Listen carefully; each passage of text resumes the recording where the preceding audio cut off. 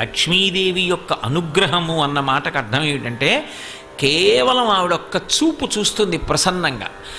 ఆవిడ చూపు ఎక్కడ పడుతుందో అక్కడ పడిన ఉత్తర క్షణంలో ఇక అలా ఇలా ఉండదు, ఇక ఐశ్వర్యం.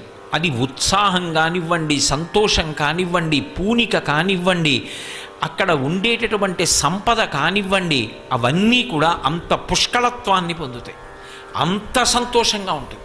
అందుకే ఆవిడ చూపులలోంచే అంతటి అనుగ్రహ ప్రసరణం చేసింది. అందుకే ఐశ్వర్యం ఎక్కడి నుంచి ఇస్తుంది అంటే ఆమె యొక్క చేతిలోంచి ఇస్తుంది అని చెప్పడం సాధ్యం కాదు.